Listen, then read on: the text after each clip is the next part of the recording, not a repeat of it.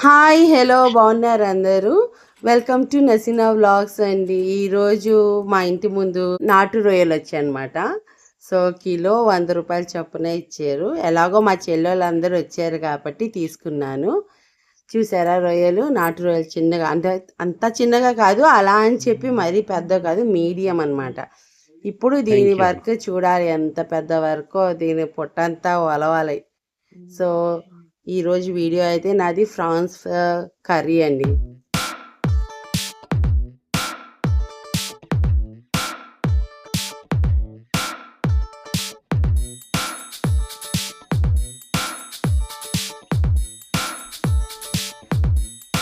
నేనైతే 3 కిలోల రొయ్యలు తీసుకున్నానండి. మీకు అందరికి తెలుసు కదా, 3 కిలోలు తీసుకుంటే కేజీన్నరే వస్తుంది దాని వెయిట్.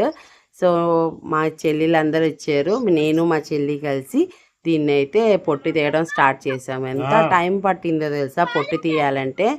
మినిమం 2 అవర్స్ పట్టిందండి. మాకు అలవాటు లేదు కదా, ఇంటి ముందు వాళ్ళు వచ్చినా ఒలిచి ఇవ్వరు, పొట్టు అయితే ఒలిచి ఇవ్వరు కాబట్టి మేమే చేసుకోవాలి. సో మీకు కూడా అంటే తెలియని వాళ్ళు చూసి నేర్చుకుంటారని చెప్పి నేను పొట్టు ఒలవడం కూడా చూపించాను. సో ఇలా అయితే ఒలవాలండి. రొయ్యలు అయితే ఎంత మంచిగా హెల్త్కి చాలా బెనిఫిట్స్ ఉన్నాయండి. ఎవరికైనా దొరికినప్పుడు అయితే డెఫినెట్గా దీన్ని వండుకోవాల్సిందే. చూసారా, ఇలా రొయ్య ఉంది కదా, మధ్యలో ఒక దాని పొట్టు ఉంటుంది, షీలు తలకాయ తీసేయాలి. దీని మధ్యలో చూపిస్తున్నా చూడండి, ఫింగర్ టిప్తో అక్కడి నుంచి దాని స్కిన్ వస్తుంది అనమాట. నాటు రొయ్యలు కాబట్టి చాలా పల్చగా ఉంది, చూసారా. అలా తీసి ముందు వెనక మొత్తం దాని పైన ఉన్న కవచం మొత్తం తీసేయాలి, అంటే పొట్టు తీసేయాలి.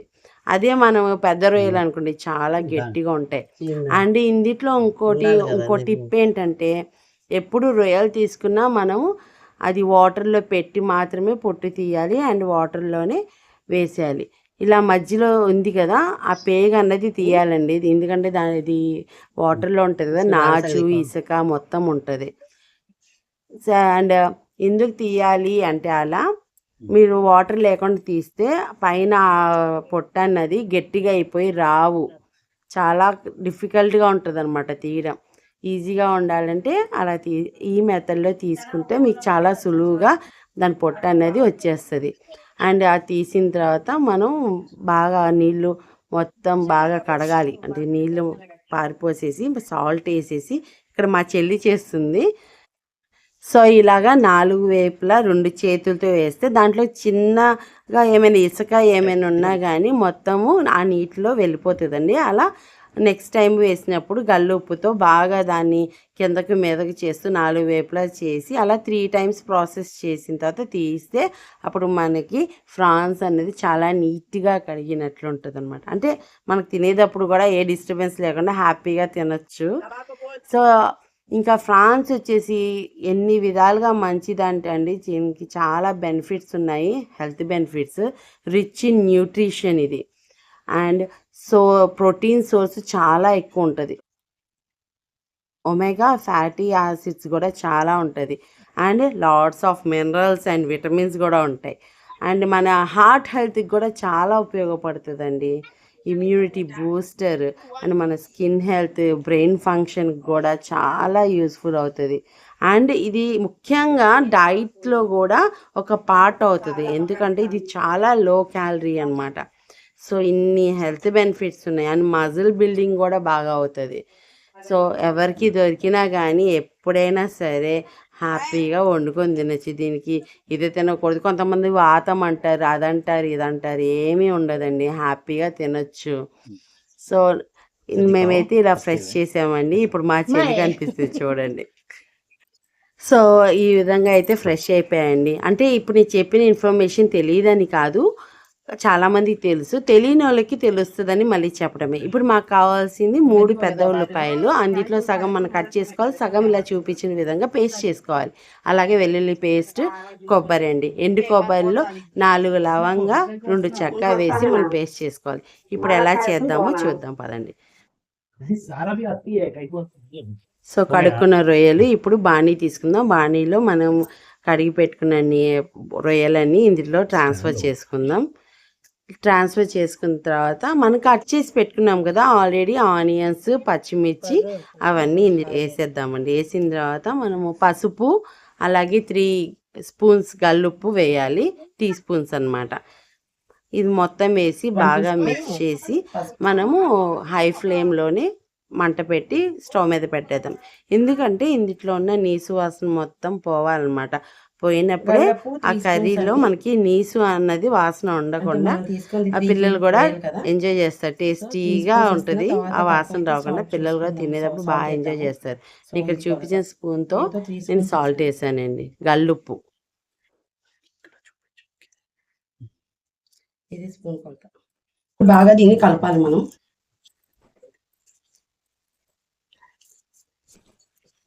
దీంట్లో నీసు వాసన పోయే వరకు బాగా కలుపుకోవాలి.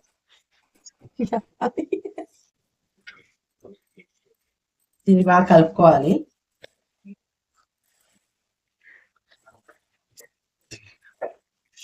పడిపోతున్నాయి, కొంచెం ఎలా కలపండి. నాకంటే బాణీ కొంచెం పెద్దగా ఉండాలని నేను పెద్దగానే తీసుకున్నాను. 4 పక్కల బాగా కలుపుతుంది కదా. దీంట్లో ఉన్న నీసు వాసన పోయే వరకు మనం స్టవ్ ఆన్ చేసి పెట్టుకోవాలి. నీసు వాసన మొత్తం పోవాలన్నమాట.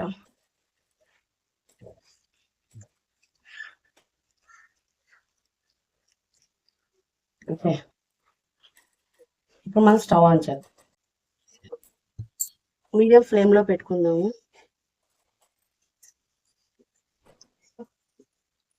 కొంచెం ఫ్లేమ్ తగ్గించుకుందాం.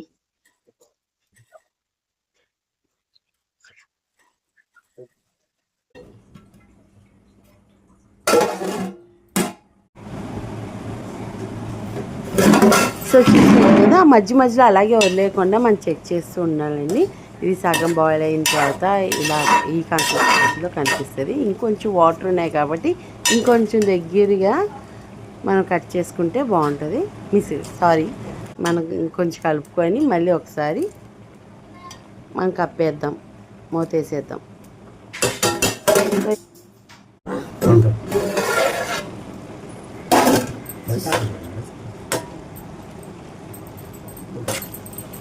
చూసారా, నీళ్ళు బాగా ఆల్మోస్ట్ బాగా నీళ్ళు వదిలేసి అరగంటడానికి వచ్చింది.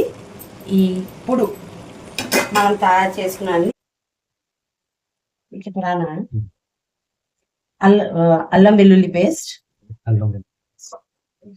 ఉల్లిపాయ పేస్ట్,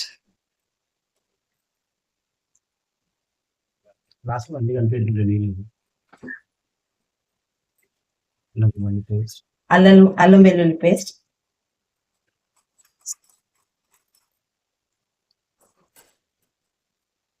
అల్లం వెల్లుల్లి పేస్ట్ వాళ్ళ స్పైసీకి తగ్గట్టు ఉంటుందండి.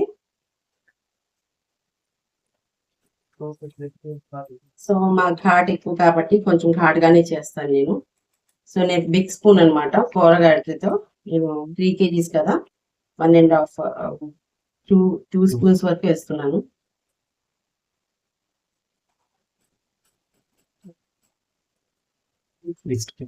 నెక్స్ట్ కొబ్బరి పేస్ట్ అండి, కొబ్బరి పొడి చూసారా, 1 కప్. మొత్తం బాగా కలుపుకుందాం.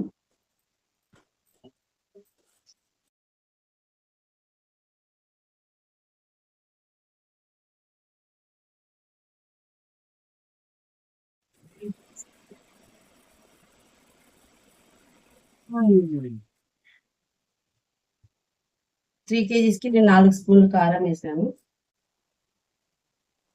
ఇది కొబ్బరిది అనమాట. సో మొత్తం బాగా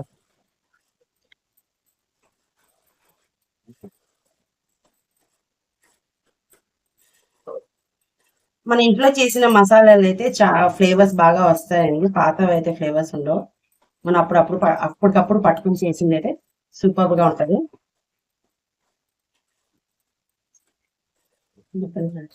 వాటర్స్ తో కలిపేసి తీసేస్తున్నాను అనమాట. నూనె అండి,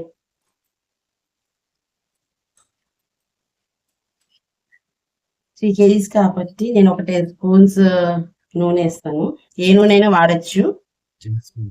సో నా స్పూన్ కొలత ఇది అందరి ఇళ్ళలో ఉండేది.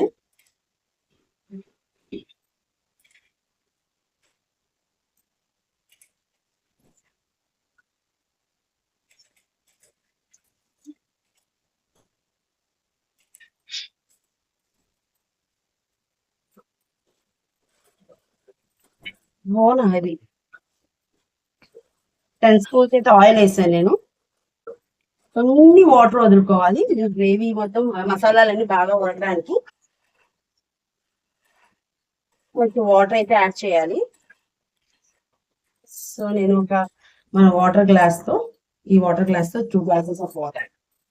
సో ఇది బాగా ఉడికి నూనె తేలే వరకు దగ్గరికి వచ్చిన తర్వాత కొత్తిమీరతో ఫైనల్ టచ్ ఇద్దాం. లాస్ట్ లో దింపే ముందు అయితే మనం సాల్ట్ ఒకసారి చెక్ చేసుకోవాలండి. సరేనా?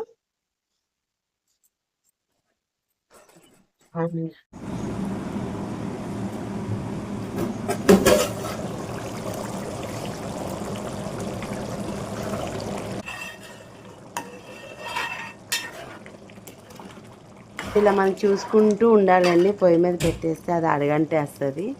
మళ్ళీ అది అడగంటేసిన ఫ్లేవర్ కూడా యాడ్ అవుతుంది అనమాట. సో చూసారా, ఇది కరెక్ట్ కన్సిస్టెన్సీ. ఇక్కడ మనం కొత్తిమీర ఇవన్నీతో గార్నిష్ చేసుకోవచ్చు.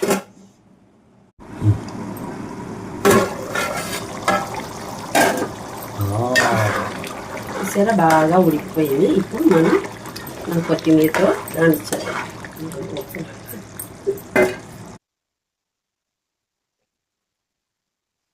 సో ఇక్కడి వరకు మీరు వీడియో చూసారంటే చాలా చాలా థ్యాంక్స్ అండి. నా వీడియోస్ చూడండి, ఇలాగే మీరు సపోర్ట్ చేయాలని మనస్ఫూర్తిగా ఆశిస్తున్నాను.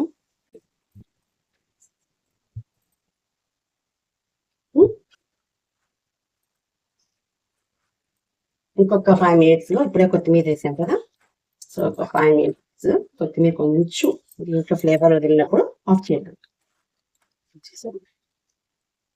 ఈ కన్సిస్టెన్సీలో అయిపోయినట్టు అనమాట. నేను మళ్ళీ చూపిస్తాను మీకు. 2 minutes నుంచి కొత్తిమీర ఉడికే వరకు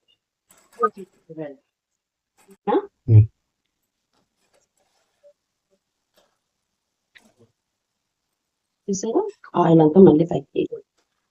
సో మన గ్రేవీకి కూడా, అంటే గ్రేవీ ఇష్టపడే వాళ్ళు ఇలా చేసుకుంటే చక్కగా సాటిస్ఫైగా ఉంటుంది అన్నమాట. చూడండి, అది చేస్తే గ్రేవీ థిక్నెస్ ఇది. మరీ పలుచగా ఉంటే బాగోదు. పళ్ళల్లో ఏ మూల వేస్తే ఆ మూలకి వెళ్ళిపోయేటట్టుంటే నచ్చదు అనమాట. మా ఇంట్లో నచ్చదు, ప్లస్ అలా ఇష్టపడరు కూడా చాలా వరకు.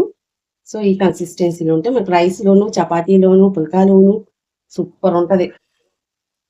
Goods level. ఓకే ఓకే, ఇప్పుడు నేను టేస్ట్ చూసి సాల్ట్ సరిపోయిందో లేదో ఎంతో టేస్ట్ చేపిద్దాము. మనం చూద్దాం పదండి. ఇది కాలుతుంది, వేసేనా? కాలుతుంది. పర్ఫెక్ట్ ఉంది. సాల్ట్ కూడా సూపర్. రైస్ లోకి సరిపోతుందా? రైస్ లో కానీ, పూరీలో కానీ, చపాతీలో కానీ. నేను పూరీలో కూడా తింటాను అనమాట. చపాతీలో కానీ, దేంట్లోకైనా కానీ సూపర్ ఉంటుంది. Super super super.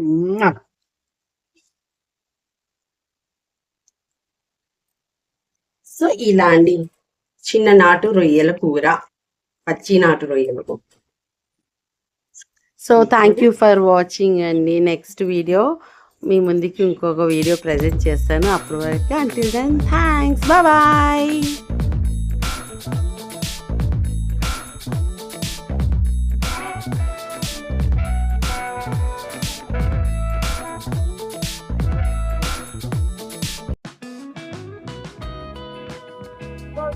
Pero